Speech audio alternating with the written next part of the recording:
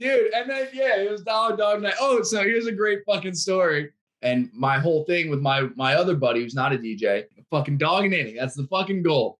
And so I'm like, yo, you got to get me like 4. So I at least have 4 dogs to eat when I get in there. And so then Hef comes down and Bad Proxy and me walk in with Hef.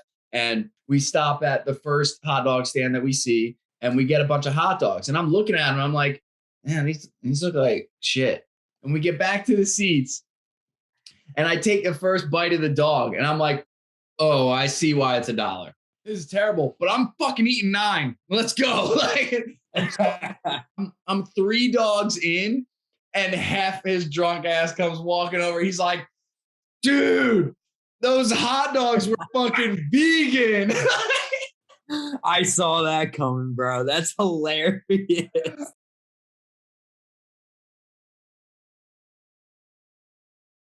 Welcome back to the Free Yourself podcast. For those of you that don't know, my name is Ryan Janni, and I am naked.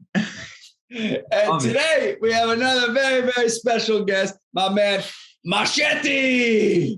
What's up, everybody? Welcome to the Free Yourself podcast, brother. I'm so excited to get to know you more. We were just talking a little bit, so shout out to fucking New Jersey from before the podcast. Everybody out in Philly that we know, we got another Jersey boy on the podcast, and you are out in San Diego right now. I heard that means a whale's vagina, according to. I was gonna make that joke. How we doing, brother? Good, brother. Yeah, out here just for the week. Beautiful weather.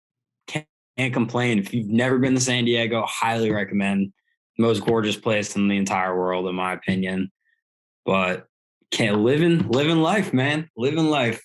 Hell yeah, man. I've heard so many good things about San Diego. It's San Diego is like what everyone pictures LA looks like, right?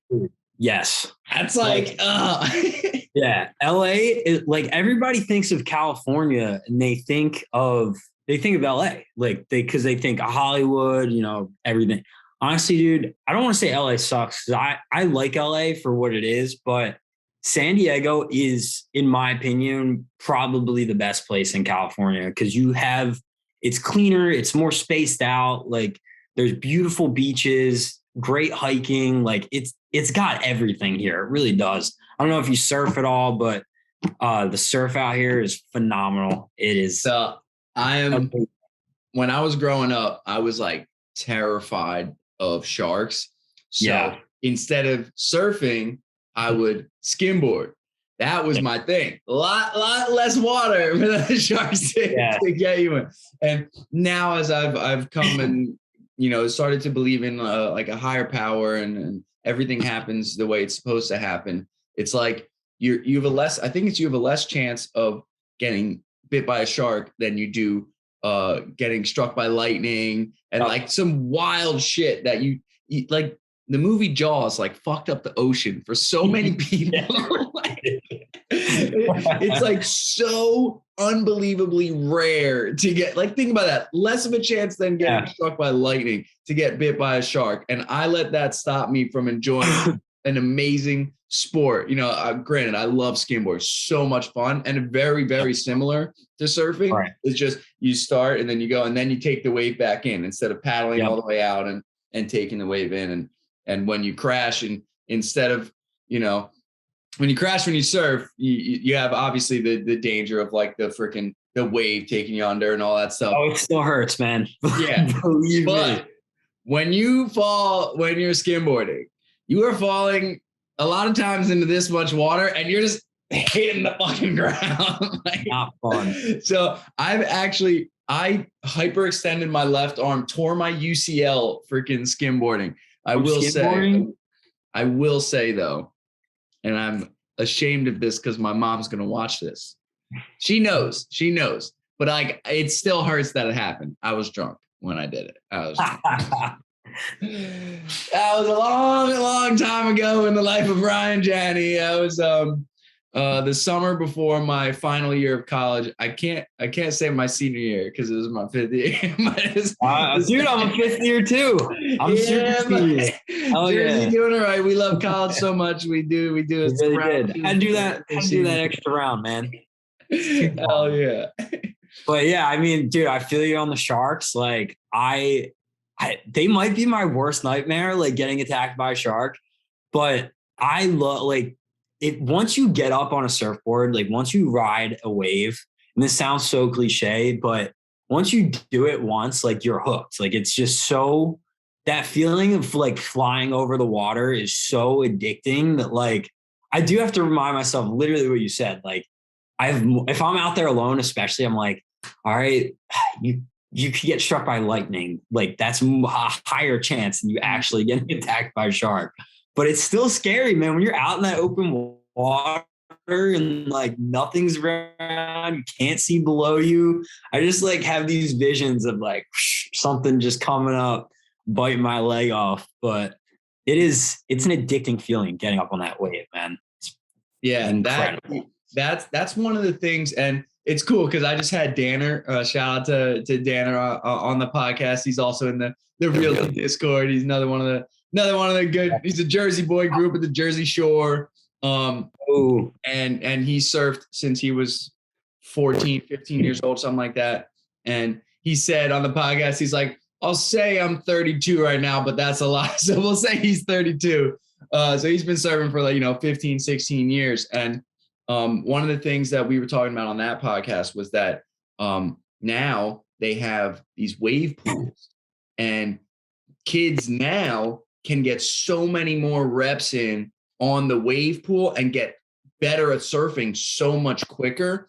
But he did obviously point out, he's like, look, like it's different when you're in the ocean than in that, but at the same time, like reps on a wave. But the wave pool, it's like it's the perfect, he said, 5 to 8 foot wave every time. I was watching a podcast. It was here it is. My mention of Bert Kreischer on every single podcast. The machine. Yeah, I have heard you mention that before. Nice. He was talking about how kids nowadays are going to be so much better. Like the pro surfing that's about to happen in the next 10 years is going to be way better than it's ever been because they get so many more reps in. So I'm interested to hear like your take. Have you ever ridden in a wave pool? Have you ever, what's your take sort of like on this stuff, being someone who surfs? So yeah, I don't even want to consider I'm not like an expert or anything. I just love to surf. Like I'm not that talented at it, but like I'd say I'm like above intermediate. Like I've surfed since I was probably about 14, 15 too. I'm 28 now. So it's been about, 14 years. But I do agree with you. I think that with the wave pools and stuff, kids are going to get better at like the moves. Cause like you can really like, if you don't have to worry about like catching a wave or like waiting for the next set or whatever, you can get up on that wave and then do your maneuvers and figure out how to do these cool ass tricks, these spins, like that shit that way over my head. I can't even do that. But I do think that you're also right in the fact that it's a different type of surf. So like, especially in the winter, you can surf anywhere because Jersey has like the craziest type of waves and they're so unpredictable. They're so choppy.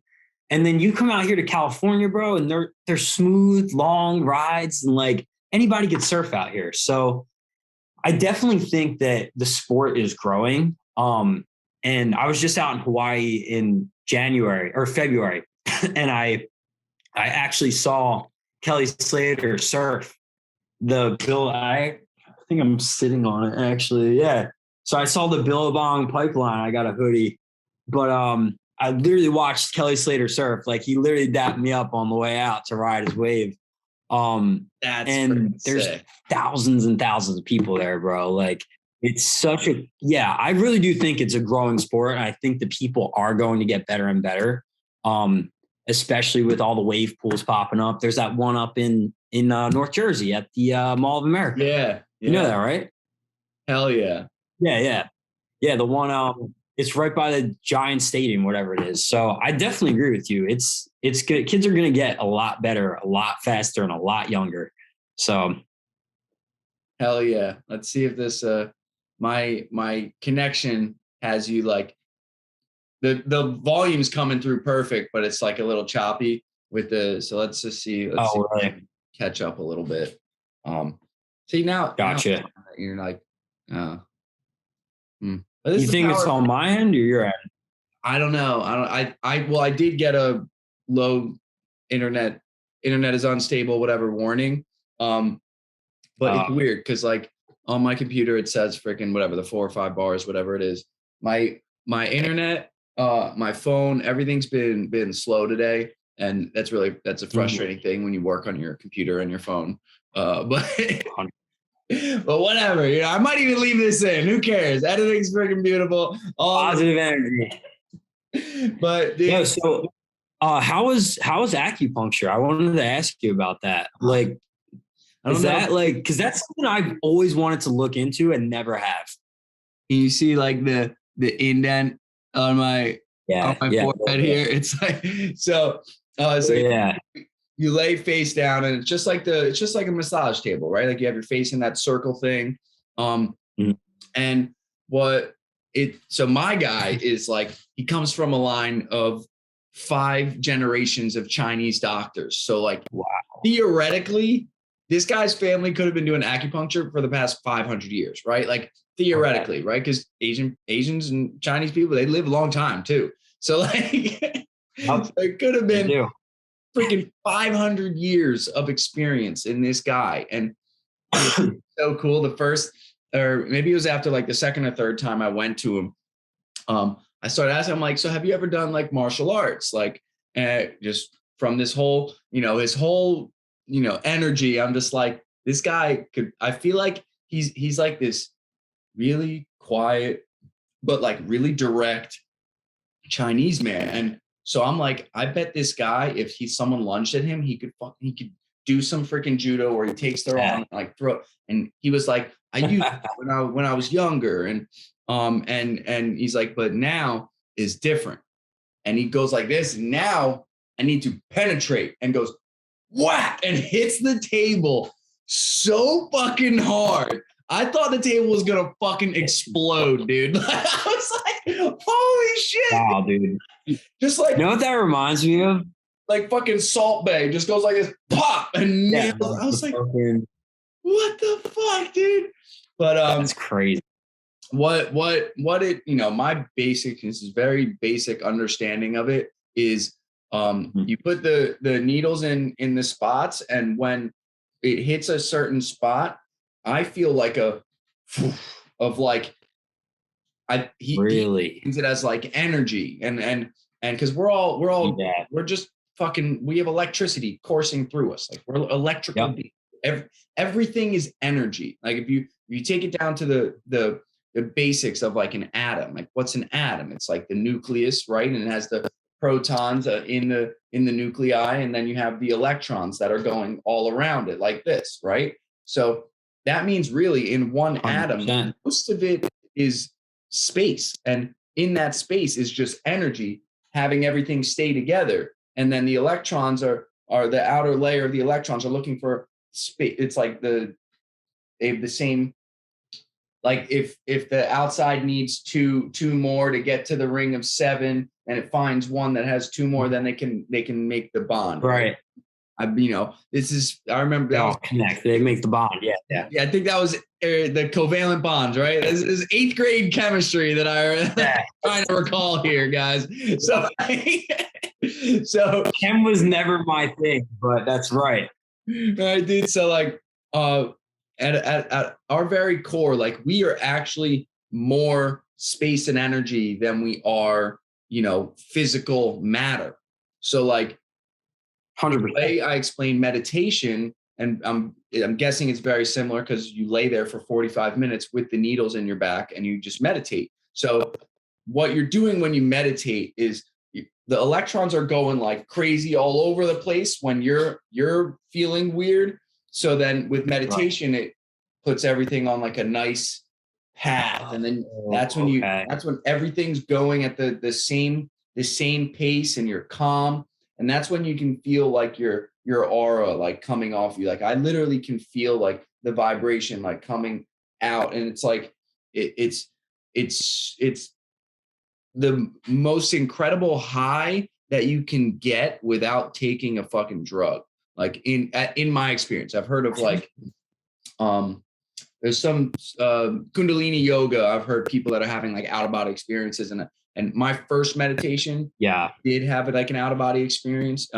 But I've never like seen tripped like that, like they talk about in it. But with acupuncture, it's really great when you have an injury, and what he's trying to do is get energy into where the injury is, so it brings healing energy there.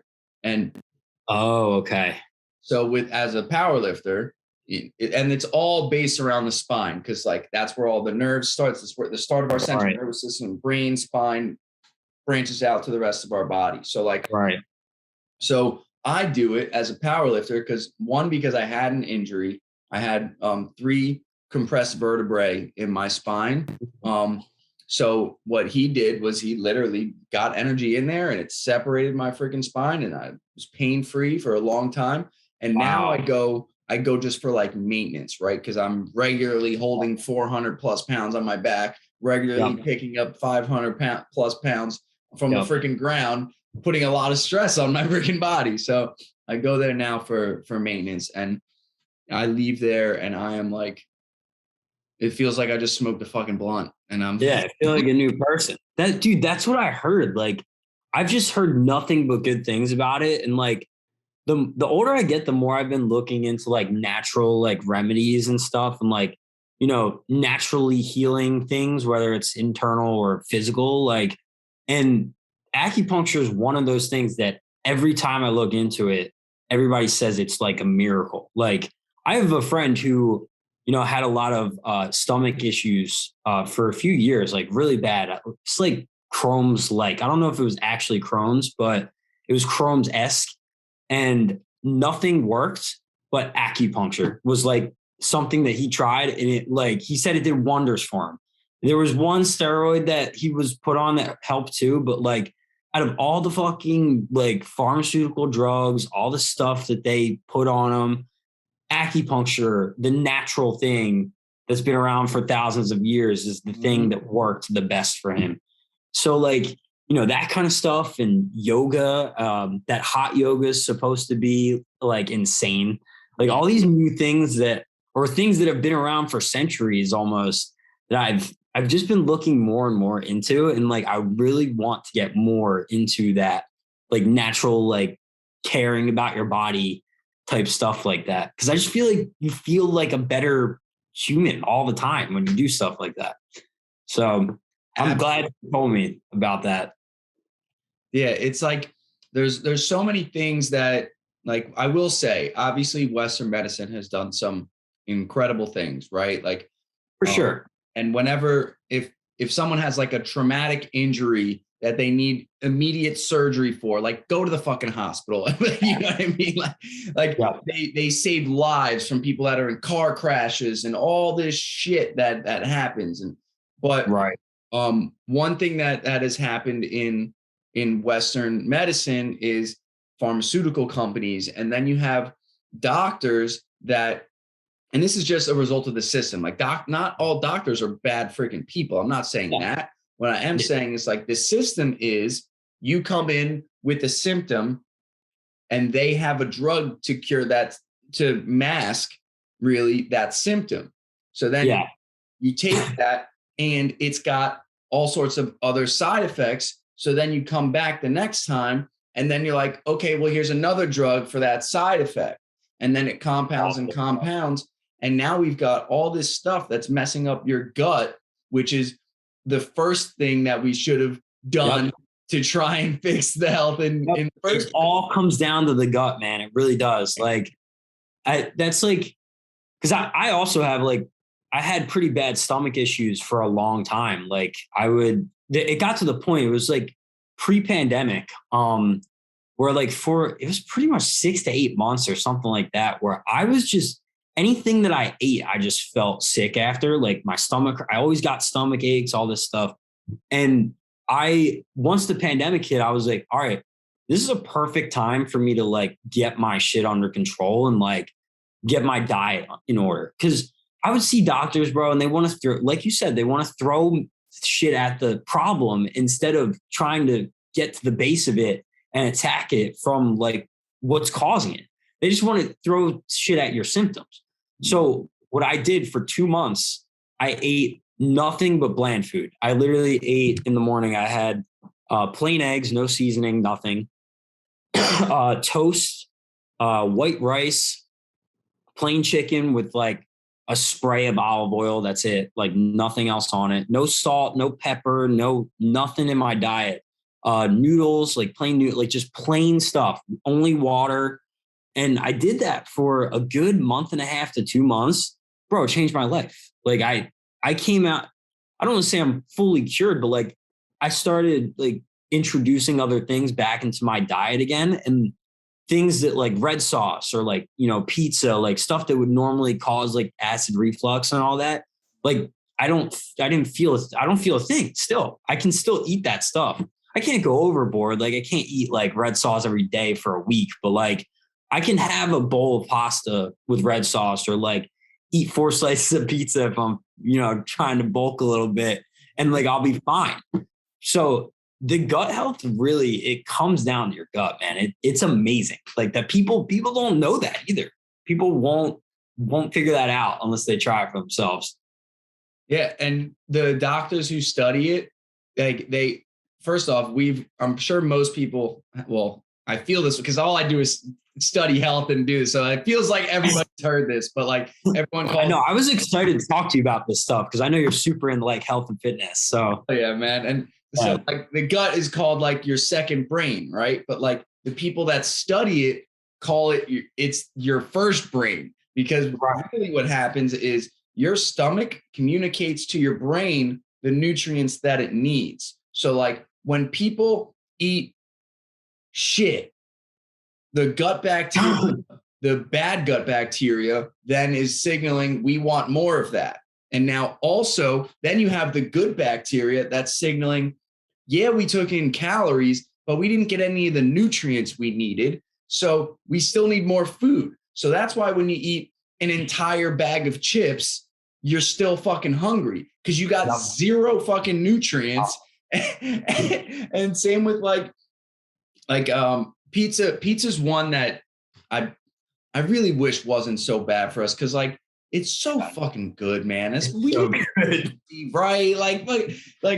But especially for me, like the macronutrient profile of it, like it's just carbs, a little bit of protein, and little tiny bit. It's like I'm like, if I eat, you know, if I have, I can count, you know, on, you know, one hand how many times I've had pizza in the last 6 months or so. And yeah, you're on your diet right now. Yeah. And twice it was after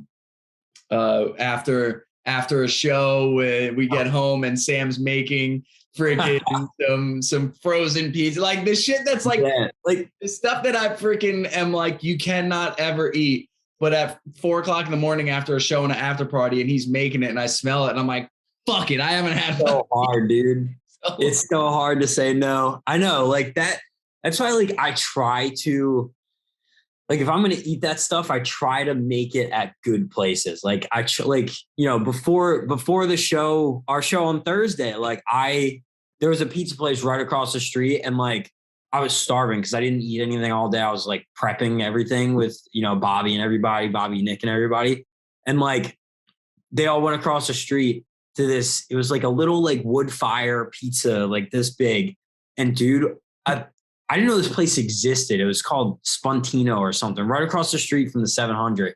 Shit was amazing. It was like incredible. I was like, all right, that's worth the 800 calories, whatever it was for that day. But dude, I'm trying to make it worth it. No, that's been like my my rule. Like there's been obviously times where I've broken the rule, right? But like most of the time, if I'm going to cheat, it has to be with like my favorite version of whatever that is. So like in Jersey, in Heightstown, there's this place called Menino's, and it's not that pizza is all amazing, but they're Dude, you from Heightstown? Yeah, hell yeah. My girlfriend's from Heightstown. What? Yeah. Yeah. Dana's from Heightstown. Well, I'm old, so like, Yeah, well, yeah, but I'm saying I'm there all the time. So we get Menino's like what? every month. Yeah, I get Menino's like every month or two. So have you had the buffalo chicken pizza from there? Yes, it's amazing. It's incredible. Yeah. I would put that shit up against any pizza in the fucking world. That shit is so good, dude. Good. It's so good. Dude, that's sick. I didn't know Danny was from fucking Heightstown. Yeah. How old is she? She's 26. Oh, yeah. Then I definitely know. Well, she'll be 26 in August. I always forget she's like the late. So I'm about to turn 32 in August. So like, I definitely not that old at all. Any school or anything like that. Yeah. But I bet she actually knows a bunch. So like obviously in this area, I have friends of younger siblings and stuff. So I bet she knows some of them in probably in the area. But she's like that in between age of some of my friends' siblings, and then they have like even younger ones. So like maybe not, but whatever. She's from fucking Heightstown. That's fucking sick. Yeah. Heightstown. Let's fucking go. She always rubs this in my face. She's always like, Heightstown is the literal pinpoint of New York and Philly. So it is literally Central Jersey. Like if you type in like midway point from like Philly to New York, it's Heightstown. Like that, it's literally pinpoint, like an equal distance. Yeah, it's freaking it's awesome. That's why I love growing up, dude. Growing up here and then being a DJ.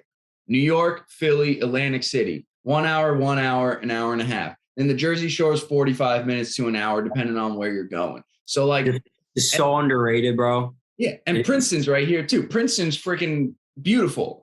Awesome. So like I've always loved growing up.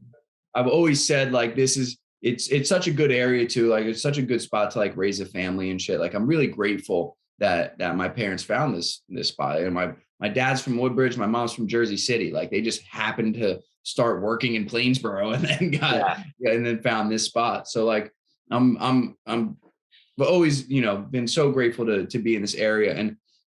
And it's like it's just open enough where like we have wilderness and stuff out here. Like we have a backyard and there's woods and all this stuff out here. So like it's a good break from Philly too to come back here. And this is where the Free Yourself podcast is. So like this is what so I come back here and I spend a lot of time back here also. And then when I'm in Philly, it's mostly like the Friday, Saturday, Sunday.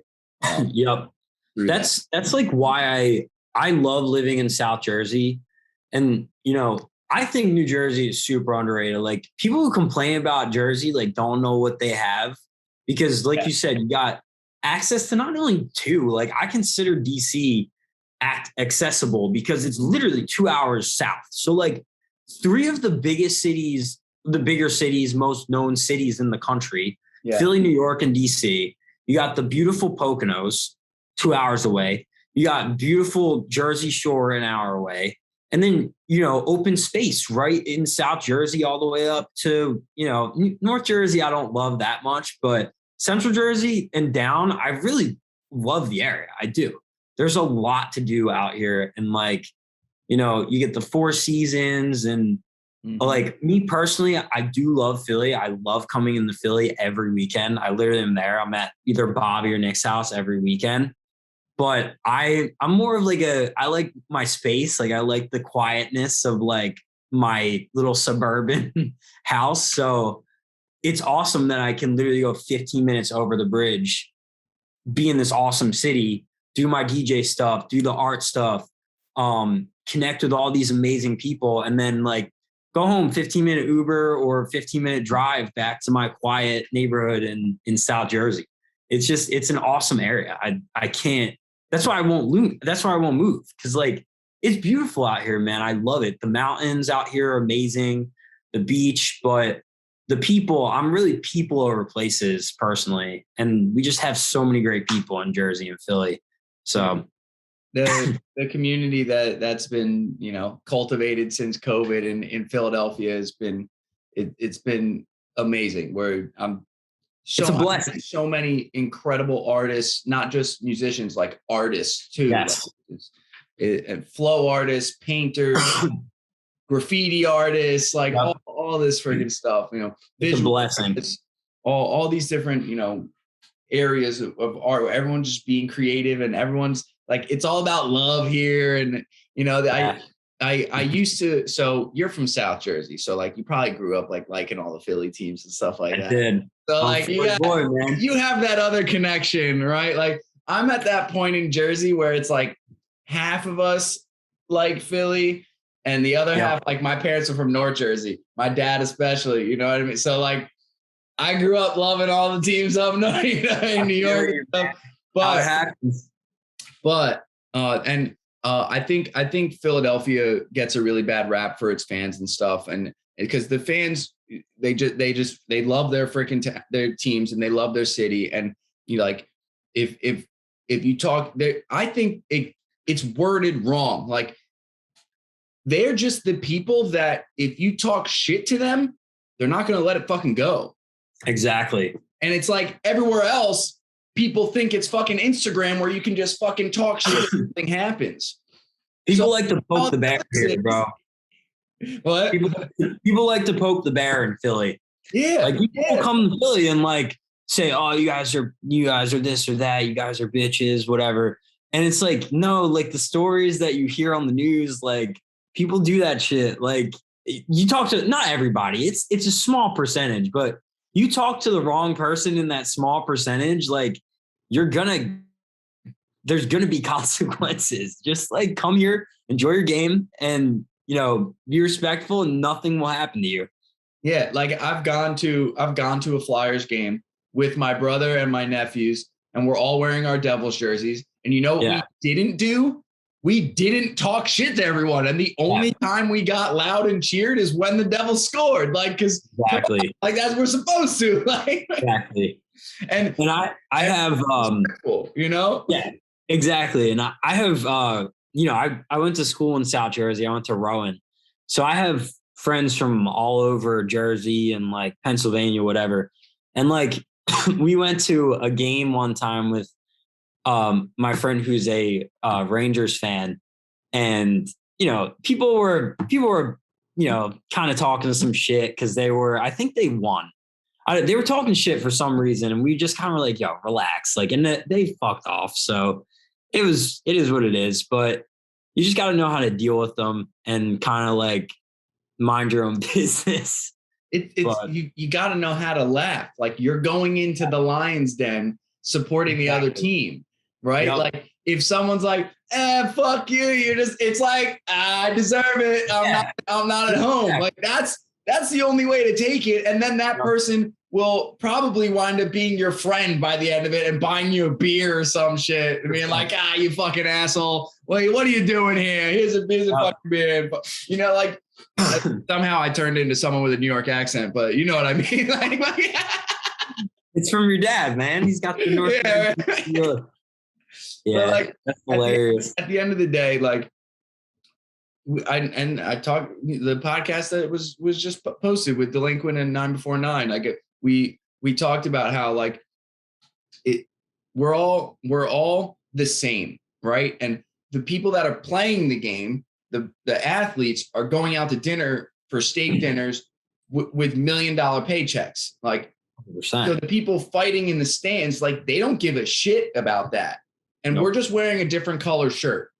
That's the only difference between us. So like people that fight at sporting events, like you're an idiot. Like you are an idiot because you paid money to go to that game. Whereas the people that are getting paid to play it don't give a fuck about who's on that team. Right. Yeah. Like, it is a bad look. Like when that shit happens, bro, I'm not proud of that. Like I don't like when that shit happens in Philly. Like it's because there really are a lot of amazing, just passionate fans that love their city and love their team here. You know, me and my one buddy always talk about this, but Philly is one of those cities where it's very like a lot of people don't move in and out of Philly. Like you have people from Philly that have been in Philly their entire lives and are just diehard Philly fans. Like a lot of the older generation too have literally never left Philly in their lives. Like they literally just stay in Philly and like drive around all different parts of Philly, and then they pass away and that's it. And like that's why it's such a hardcore fan base, because it's not a city like LA where it's like, you know, people are moving in and out all the time, and you have majority people are like outsiders that didn't grow up there or whatever. So, and there's only one team for each sport. So not to hate on New York, you know, you guys. No, absolutely. Not throwing shots, but like it's one team for each sport. And especially like the Eagles, bro, like people here that have grown up in this city, that city, I can't say this city because I'm not there right now, but have grown up in Philly, like love the Birds just because of the culture behind it. And like everybody is so in on the Birds. Like it's just crazy. And I will say one thing that Philly has on every other city in America is that all the stadiums are right fucking there, and they all have huge parking lots connected. So they have the best tailgating, in my opinion. This amazing tailgating between all the sports together. They have that makes it to me the best tailgating experience. Whereas like the people say the Buffalo Bills have the best tailgate, but that's just Buffalo Bills. It's not Bills, and they have the Sabres there, but like the Sabres fucking are ass. So like, you know, but Buffalo throws down though. I'll give Buffalo some respect. They throw down at their tailgates. They do. Bills Mafia is a real fucking thing. But Philadelphia has all the sports complexes right there. Flyers, Phillies, Eagles are all right there. And Sixers, of course, play in the same place the Flyers. And then you also, on top of that, have Xfinity right there. So it's like, it's freaking. And now you got the casino. The casino's there now too. Yeah, and the casino. Like it's that's the only place in Philly where there's all four of the teams of the city are in one spot, plus another place to drink and get fucked up, plus a place to gamble and get fucked up. Like it's wild. It's the only place. Like you go to, like me being a freaking, you know, a New York, New Jersey fan. You go to Newark. The tailgating there, it's like it's kind of squished in there, so that, and it's the Devils. Like there's 10 of us that are fans still. Like it's fucked up. Like and then you can go to the Giants game and tailgate, but it's just the New York Giants MetLife Stadium. If you go to a Yankee game, if you're tailgating, it's in a fucking parking garage. And then and I mean, I've never been to Shea Stadium, so I can't tell you what it's like out there.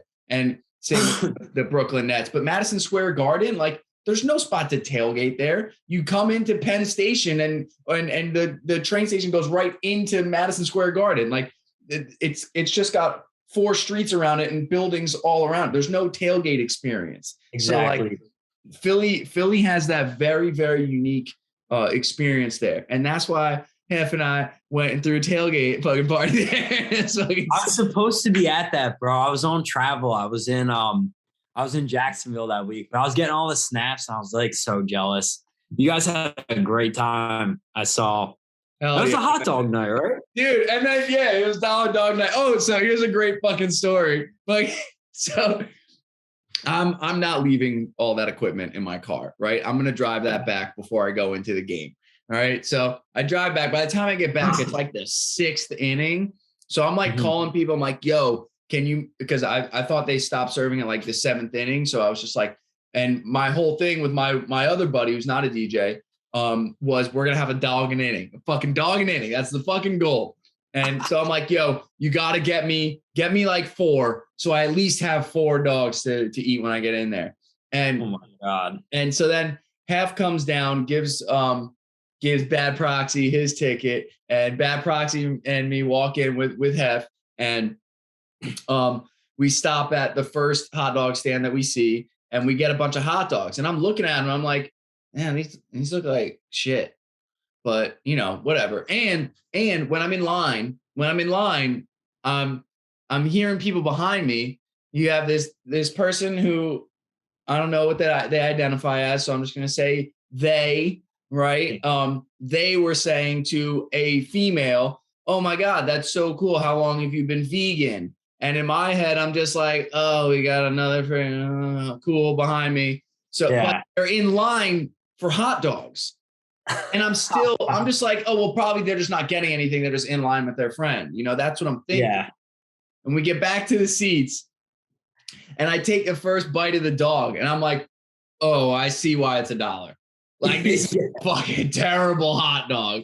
And I'm like, the bun is like cardboard. I'm like, this is terrible, but I'm fucking eating 9. Let's go. Like, I'm 3 dogs in. And half his drunk ass comes walking over. He's like, dude, those hot dogs were fucking vegan.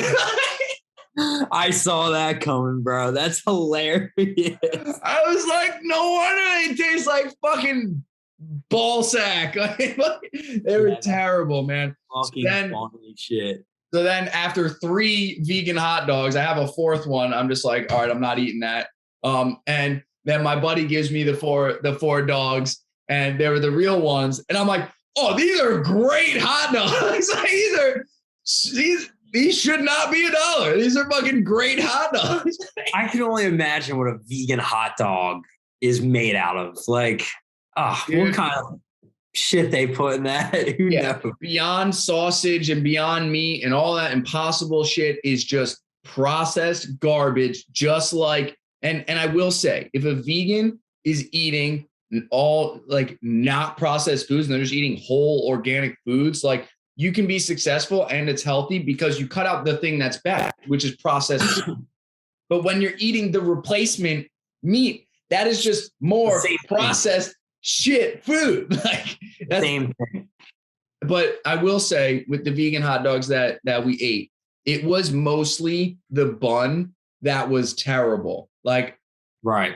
I could, if someone just told me this was like a different kind of meat, I would have been like, all right, whatever. Like, it's decent, Obviously, I wanted the regular freaking hot dog, but it was the bun that I only ate half of the first 3 hot dog buns, because first they were like, the buns were like this big and the hot dog was like this big, and they were just like stiff and fucking weird. And so I'm guessing they were some kind of like gluten, dairy free option. Yeah, probably. Which there's a lot of really good gluten free shit. Like, I'm not saying that's bad either, right? Like, yeah. And not all gluten is bad. It's just the gluten that's over here. The wheat that's over here is fucking grown in terrible fucking, with all the pesticides and all that. Dude, terrible. Now that you mention that, so I travel a lot for work. I was in Japan for about 3.5 months, like 3 years ago now. That's first of all, we can talk about that. Yeah. Like, I fucking love that place. But before I get into that, when I moved there, I was still having the stomach problems at this point. So, because this was before COVID, and I lived there for 3 months pretty much, and I ate curry, spicy curry, sushi all the time, all different kinds of spicy foods and like different types of foods and sauces. I didn't have one issue with like reflux stuff, man. I come home, I eat a slice of pizza. I even had pizza out there. Like, Tokyo has surprisingly fire pizza, like, weirdly enough. But came home, I ate like a slice of pizza, immediately like flamed up, like just felt awful. And I'm researching it, and it's like all the shit that they make here is so different. And we think that just because it's regulated means that it's safe in here, like in America. And it's the complete opposite. Like, just because something is FDA approved does not mean that it's safe for you to eat or good for your body long term. And that's when I learned that, bro. Like, I physically felt better and amazing when I was out there eating that. And then I come home and I'm having like normal meals, like not even like anything crazy. And I immediately started feeling like shit again. It's just, it's night and day. It's so wild, the difference in food quality here, or, you know, I've never been to Europe, but what I've heard from Europe or Japan, like all these Asian countries. So it's mind blowing. It really is. Dude, well, the two big that the differences with the rest of the world compared to us, for one, you know, big one that we point out is that, like, first off, pharmaceutical companies can't advertise in those other countries, right? Mm-hmm. So you have that huge difference. So they're not telling everybody you're sick and here's the new drug to fucking have to fix you. Right. They're just, you know, they're implanting that in people's minds, so they're thinking all that. But then with the food, our whole system, like you have for the one big example that I always point out, like Heinz ketchup here is illegal in Europe. Like they have to have a whole different recipe to sell it in Europe. Like crazy. Open your fucking eyes, people. Like it's like, so that's just like one example. Then you have like the example of like people say, you know, you were just talking about how white rice helped you. Well, that white rice is really good for you when it's organic and not bleached. Then the rice that you want is the white rice. That's why in Asia, all their sushi has white rice, not brown rice. Over here, we decided, you know, what, 15 years ago, that brown rice and whole grain and all this stuff was so good for you. But in China, they throw away the brown rice because there's freaking arsenic in it, and they keep the white rice. Like, there's just so much misinformation out there. So much. Crazy. And then you have like all these different things with red meat and how terrible it is for you. And it just all started back in freaking, I think it was the 80s or even before that, where they were just trying to get everyone to eat more cereals, because cereals had huge lobbyists, and General Mills and all this stuff were trying. So like the bottom of the food pyramid they designed was all freaking grains, right? Well, the food pyramid's fucking upside down, people. Yep, 100%. It's crazy. I don't know. Have you ever watched that? There's that show on Netflix with Zac Efron. He like travels the world, and episode on the centenarians, whatever they're called. People that live to over 100 years old. Yes, and their diets are like a little, like not even a lot of protein. It's like medium amount of protein, but it's pasta and high vegetable counts. And it's like, but pasta is a part of their, and like rice and stuff like that is a part of their diet. Like it's good carbs. There's good carbs for you. But not here. Not here, bro. Not here. I mean, because think about it. That place in Italy that you're talking about, in Sicily, really, which I'm Sicilian. Shout out. Oh, love you, Sicilian.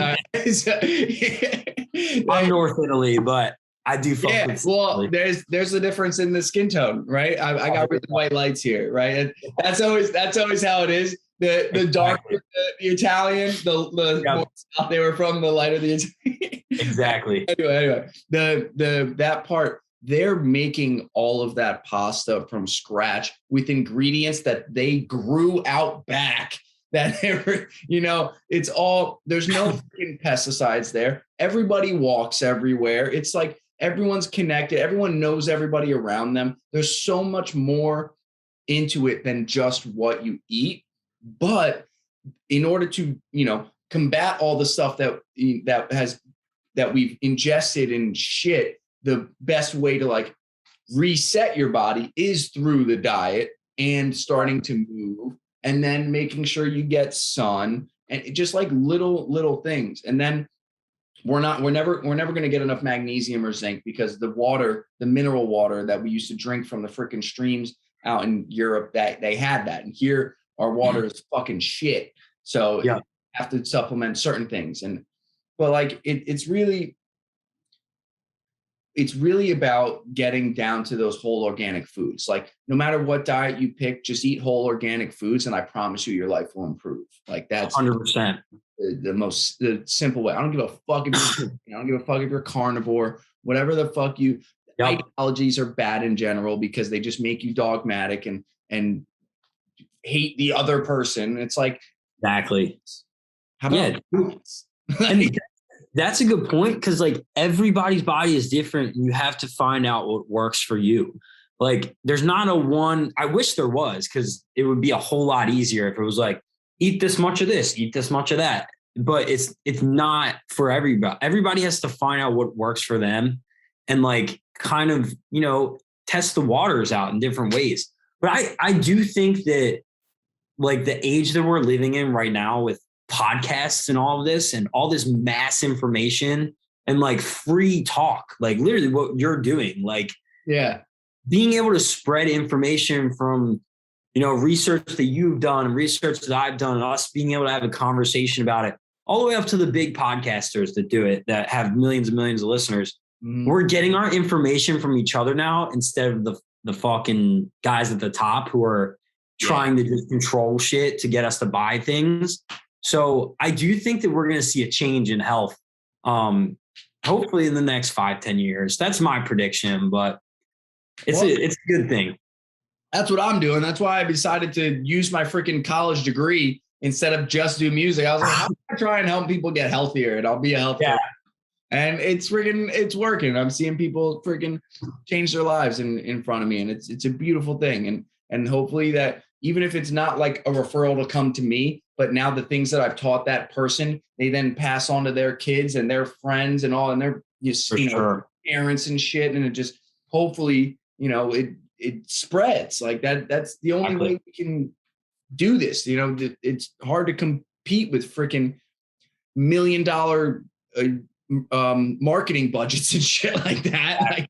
But like, if we can show someone how much, if the person, like, look, I can't force anybody to change, right? But if they reach out to me and then we impact their lives so much so just by showing them, like, look, it's very simple. We start with whole organic foods.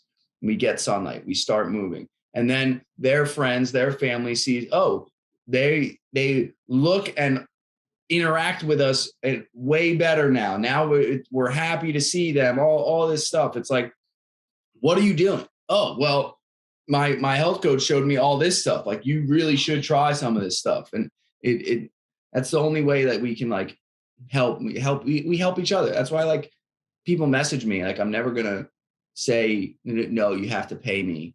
Like, I'm going to help you. Like, 100%. If you want to work with me, great. Let's fucking go, because your life's going to change way more than if you try it on your own, because I've already done all the research. Like, I ask you to do more and more research. That's my job. That's what I'm supposed to do.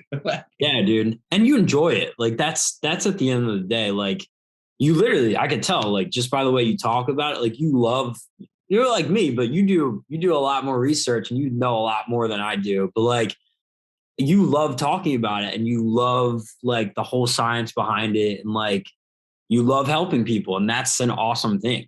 Even just like I said, I was saying to you the other night at Sam's, like, it's so awesome that you do this podcast, because like, not only do you get to spread like your positivity, but like you give artists like me and everybody else in the scene, like a platform to kind of like introduce ourselves and like, kind of show what we're about. So that's really cool. And I just want to say thank you for that while we're on that topic.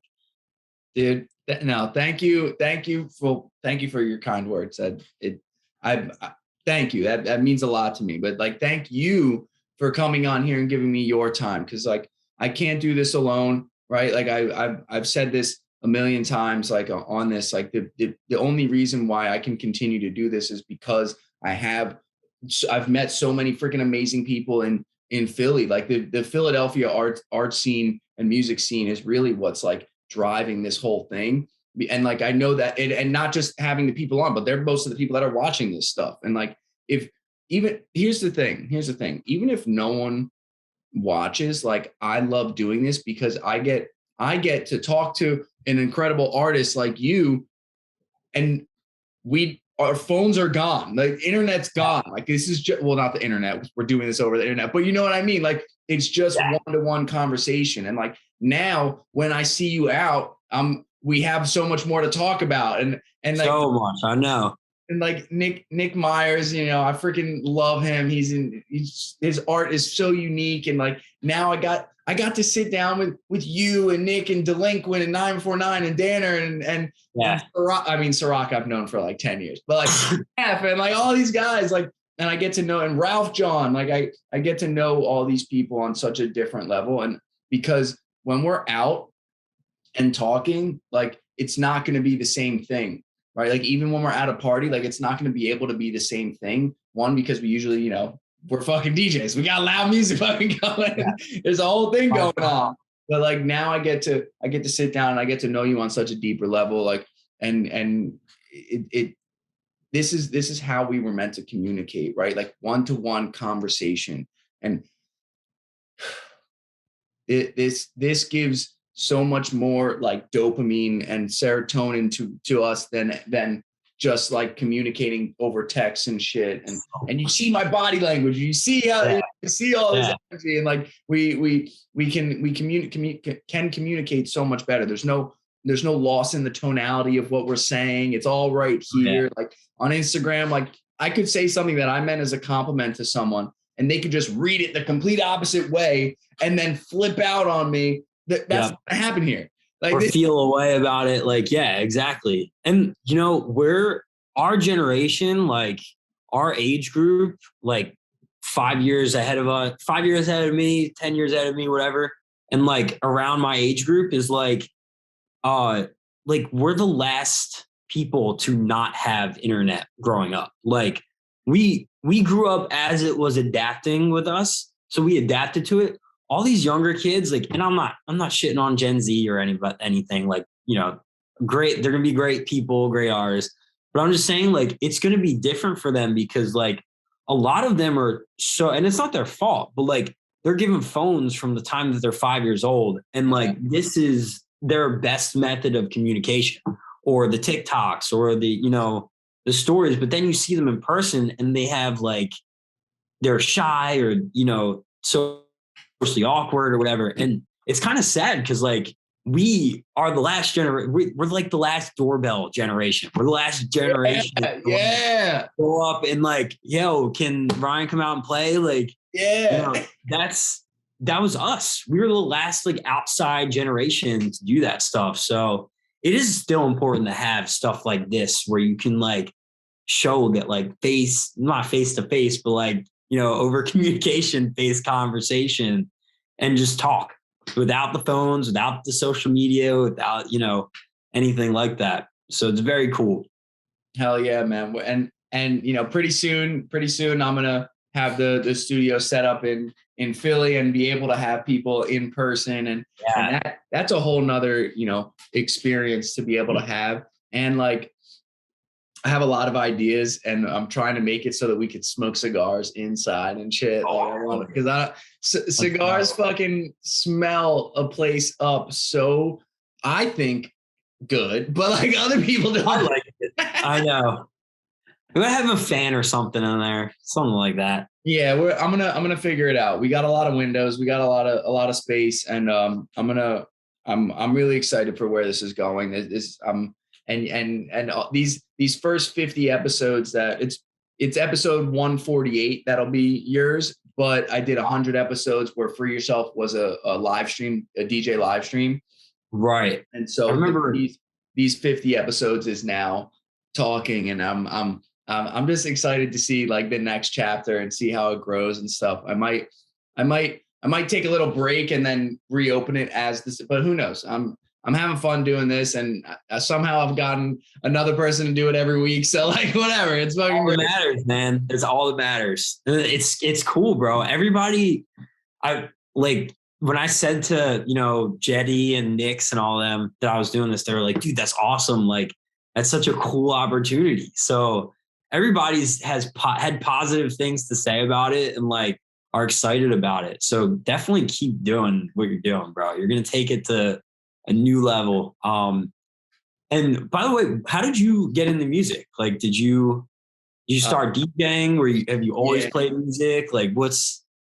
Well, the short version is I never knew how to play an instrument, and then I found DJing from my buddy Say Midnight Panda, Dan Green, and Nick Vecchio. They showed me how I can learn how to DJ through virtual DJ, and then I wound up getting a Tractor S4, the 4-channel mixer, and Nice. and I've found just like this overwhelming passion for it, because I always was such a big fan of music. Like it was, like if I remember having like one of those quizzes in my AOL Instant Messenger profile that said like, what's my favorite things to do, and it was like play hockey. It was probably play hockey, play football, play basketball, and then it was like chill and listen to music, and like the answer was chill and listen to music. Just like it was always, I got so obsessed with like lyrics and how to build a song. And like, I had no idea I saw this one commercial that was like, come to this DJ school. And I was like 12 years old and being like, that would be so cool. So it was always in me that I wanted to do it. But like when I was younger, thinking of dishing out, $5,000 for turntables, it might as well have been $5 million. You know what I mean? Like the same distance. Like at that age, like that's how I was. Like I've always been in the music. Like I fell in love with music probably around 6th grade, 5th or 6th grade. I started listening to like Blink-182 was my first like love, dude. Like I loved Blink-182. Like I still do. I just, I don't listen to them as much anymore, but like that band, I owe that band so much because they got me into music. I started playing guitar around, I think like 6th or 7th grade is when I got an acoustic guitar and I started taking lessons. And like I listened to rock and roll and stuff, but like Blink was like the first band that I loved. Learned all their songs, like learned how to write music, learned how to, write lyrics, learned the structures of songs. And like, I've always loved every aspect of music since then. And it wasn't just one genre. Like I had a love for, classic rock. And then I moved to like pop punk stuff. Like I was in a pop punk band with Nyx, actually. So me, Nyx, and Bobby. I can see that. So, and I don't know, did you meet Connor, our like manager, big tall dude, beard? But you probably seen him around. But so me, Nyx, and Connor were in a pop punk band in high school, and Bobby used to come to our shows too, because Bobby, we've all been best friends for the past 12 years, whatever. It's enjoyable because I just get to hang out with my literal best friends in the world all the time. But yeah, we were in a pop punk band called You're Killing Me, where we entered this scene and nobody knew who the fuck we were. And we had like 1 or 2 shows and people like really took a liking to like our group. Like, and we kind of did our thing, and like we were pretty big in the scene for a while. And it ended up falling apart when we all went to college. But yeah, I've always had a love for music, and it's always been all kinds of music. I picked up, a love for hip hop in high school. Like I started listening to Kanye and Drake and Lil Wayne, and Mac Miller was big for me. I'm wearing his hat right now. But I've just always wanted to do any single kind of music that I could possibly get my hands on. And I started messing around with GarageBand in college. And I remember wanting to get really good at GarageBand. I was like, I had no idea what the hell I was doing. I was just in there like making like hip hop beats or whatever. And then I started looking into it and I was like, I can't afford any of this extra shit right now. Like I have no money. So after college, I started falling in love with EDM during college. Like my friend Brandon showed me Grizz, And like Grizz kind of like opened up my entire world. Like Grizz is the second artist that I will say like I owe a lot to, because it's not that I hated EDM before or anything like that. I never really entered that door of music until probably around sophomore year of college, when I was shown Grizz and I was like, oh shit, you can do instruments with electronic music? Like that blew my mind. So when I saw that, I was like, it's going to be my goal in the future to do something like this. And once I got my big boy job and started making some good money, first thing I went out is I went out and bought a laptop, went out and bought a MacBook, and then I bought an interface, and then I bought speakers, and I set up a little home studio, started fiddling around with it for, 2 or 3 years. And then the pandemic happened and I got really serious about it, and like actually had all the time in the world to like sit down and learn like Logic and learn how to, Serum, I taught myself Serum and like how to make sounds and how to make dubstep sounds. Cause this shit was like 3 years ago, like how to make a dubstep sound, like how to make like a wub was like magic to me. I had no idea how it was done. Yeah. So yeah, that was a long story, long spiel, but end of the day, I love music and I'm so hyped to be in a community like this with so many awesome people, like you were saying, so many supportive people on top of that. And like everybody's just excited to like work together and build whatever the hell this is that we're building. It's an awesome thing. It really is. Yeah. So fuck yeah. And shout out to Jetty and Nix, those guys. They're probably gonna be the next guests on here, because 909, we gotta promote this whole thing that you guys are doing. It's fucking 909. Dude, get them on here. They'll love it. Dude, I'm so upset that I was in Jersey when I'm sitting here like about to go to bed, and I just got done training, just had dinner, took a shower, and I'm laying in bed, and I'm seeing Sam and Jitsu all posting videos, and I'm like, the fuck? Yeah.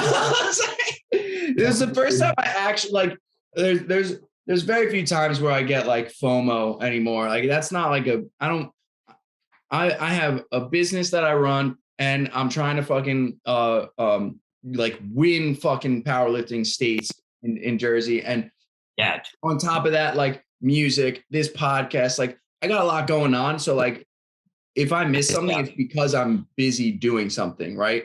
Or like I need to sleep because I just did a 4-hour powerlifting workout and I have another one the next day, and it's important for recovery. So like, but that, because dude, when I met Jetty, I'm gonna keep it to his artist name. When I met Jetty, it's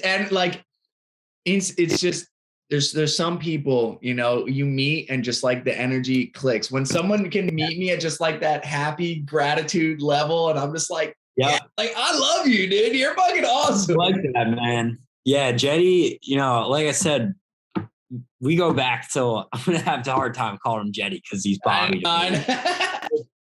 Like we've been friends. We literally like went on senior trip together to Disney, and we roomed together in senior trip. Like we go back so far, and like same with Nick. Like we go back to freshman, sophomore year of high school, and they've always had that same energy. Like they've always just been like both of them upbeat, happy, like super positive, like high energy people to talk to. And that's the type of people that you want to be around, man, because it makes your energy go up and it makes you happy to be there. So they're both like best friends in the world. I can't say enough good things about them. But yeah, don't worry about missing it. We're planning on doing more. There's gonna be more, baby. There's gonna be more. I'm so hyped to do more. Like I cannot explain how excited I was to walk off that stage. Like that was my first show, by the way. I don't know if you know that. Oh, but like that was the first time. Yeah, that was the first time I like actually DJ'd in front of people for like a set, like put a set together and DJ'd on an XDJ in front of a crowd. So yeah. I was pretty nervous before, but I practiced a lot. So I felt I felt comfortable at the board, but I was nervous to like see how people would react. And dude, I was blown away. Like people were loving it, and it made me so happy. Like that feeling of like walking off on your when you press play on that last song and everybody's grooving, it's just euphoria. It's total euphoria. And I will say I kept talking to Jetty and Nix about this, but like I was like, dude, like I know you guys are all house artists, and like, you know, we had Extinct come on, and then Versus is Jetty's friend from college, who he's fucking awesome. Check him out if you haven't. But everybody's a house artist, and I was like, I love house. Like I really do. I have, like I said, I don't like to be put in a box because I literally love everything. I listen to house, I listen to dubstep, I listen to experimental bass. I'm everywhere. But I was like, I really want to do dubstep. Like that's what the music I'm making. Like that's the type of set I wanted to do for my first show. And they were like, dude, fuck it, just do it. So I threw the fuck down. Like I fucking like put heavy ass shit in my set. I did like 3 or 4 originals. That the one's coming out in a month, not even like 3 weeks. And then a couple ones that I just threw together in like a week or two, and like people loved them. And it just felt so good to do the shit that I wanted to play, and people were just reacting positively to it. Like hell yeah, in the middle of a house show. But it was cool, dude. I could go on forever. So cut me off.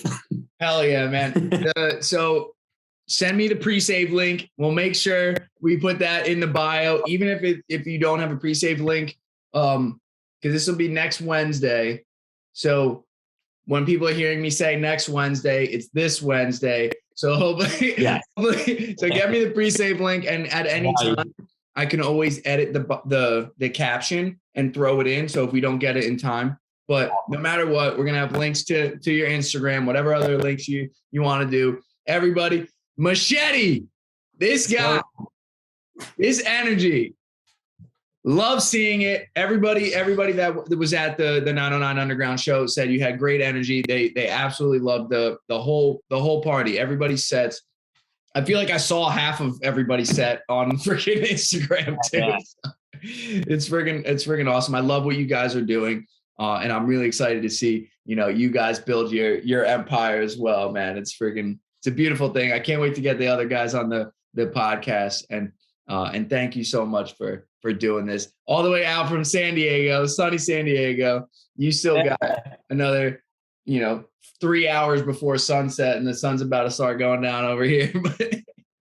But seriously, thank you. Thank you so much for coming on the podcast, brother. Hey, brother, thank you so much for having me again. Like, this is an amazing thing you're doing, and I had a lot of fun. I didn't even realize an hour passed. So, I'll see you when I get back to we went longer. We were having a lot of fun. I know we were, dude. We were. Hell yeah, man! It's always good. Brother. It's always good. My bad. It's always good when I have someone on that also is very in tune with their health, and we can really talk in detail about that stuff. It's the other half of my life. I love that shit so much, man.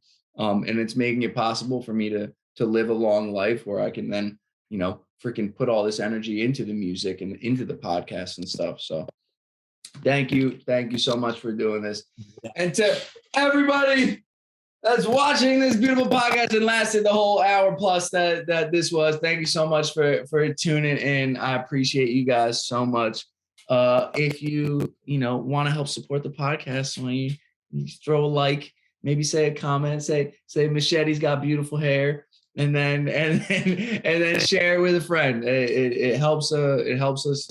It helps me, grow this thing and make it so that I can put more money into it and build the studio so that we can have it in Philly, and we can have like 5 people smoking fucking stogies and chilling. Freaking, it'll be amazing. So. Hell yeah. I love you guys. Machete, I love you, brother. I look forward to seeing you soon in Philly.